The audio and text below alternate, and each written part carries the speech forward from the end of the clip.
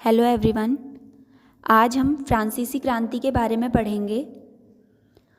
तो यह प्रस्तुति फ्रांसीसी क्रांति के महत्वपूर्ण पहलुओं पर प्रकाश डालेगी, जिसमें इसके कारण, प्रमुख घटनाएं और दूरगामी प्रभाव शामिल हैं।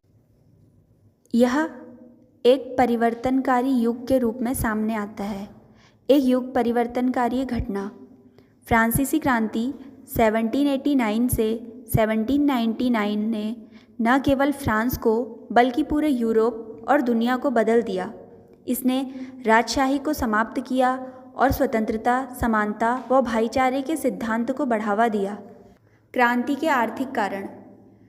शाही कर्ज का बोझ, जनता का असंतोष। पहला है शाही कर्ज का बोझ। फ्रांस अमेरिकी स्वतंत्रता संग्राम में भारी निवेश के कारण गहरे कर्ज में डूबा हुआ था। दूसरा है जनता का असंतोष।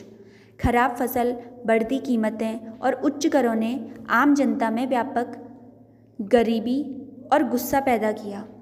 यह आर्थिक संकट राजशाही के पतन का एक प्रमुख कारण बना। सामाजिक असमानता।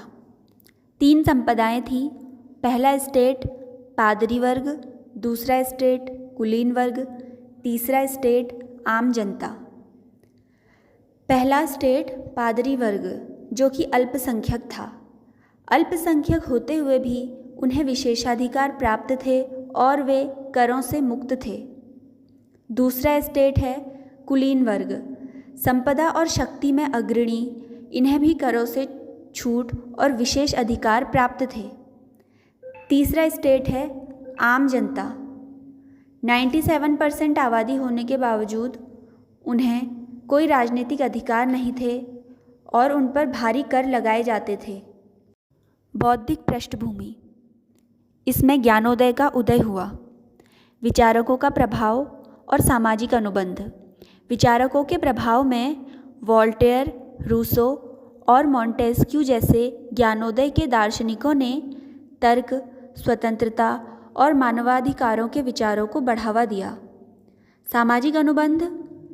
रूसो के सामाजिक अनुबंध ने तर्क दिया कि सरकारें जनता की सहमति से शासन करती हैं, न कि दैवीय अधिकार से। इन विचारों ने जनता को अपने अधिकारों के लिए लड़ने के लिए प्रेरित किया। अब क्रांति की शुरुआत होती है। Estate general. वित्तीय संकट को हल करने के लिए लुई सोल्वे ने एस्टेट जनरल की स्थापना की। तीसरे के सदस्यों ने खुद को नेशनल असेंबली घोषित किया और एक नए संविधान का मसौदा तैयार करने की शपथ ली। राष्ट्रीय असेंबली का गठन। यह नेशनल असेंबली फ्रांस की संप्रभुता का प्रतीक बन गई। बास्तिल का पतन। 14 जुलाई 1789 को पेरिस में भीड़ ने बास्तिल किले पर हमला किया, जो शाही निरंकुशता का प्रतीक था। यह घटना क्रांति की एक निर्णायक शुरुआत थी और स्वतंत्रता की पहली चिंगारी मानी जाती है। मानवाधिकारों की घोषणा और महिला मार्च।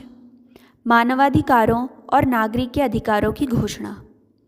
अगस्त 1789 में नेशनल असेंबली ने मानवाधिकारों और नागरिक के अधिकारों की घोषणा को अपनाया, जिसमें स्वतंत्रता, समानता और संपत्ति के अधिकार को मान्यता दी गई।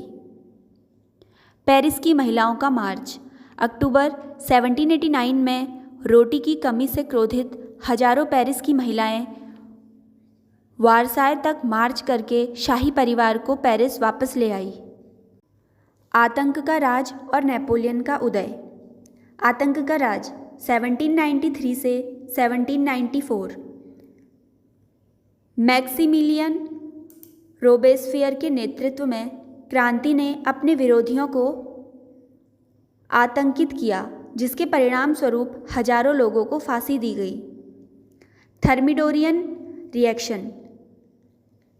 रोबेस्फियर के पतन के बाद एक नई सरकार डायरेक्टरी स्थापित की गई, जिसने स्थिरता लाने का प्रयास किया। फिर है नेपोलियन का उदय।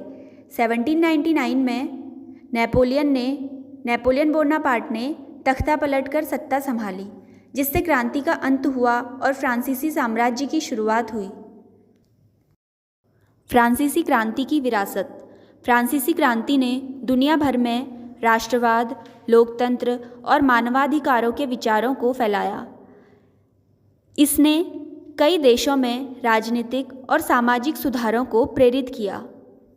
तो अब हम देखते हैं फ्रांसीसी क्रांति से हमें मुख्य सीख क्या क्या मिलती है। पहला है स्वतंत्रता और समानता के स्थायी मूल्य।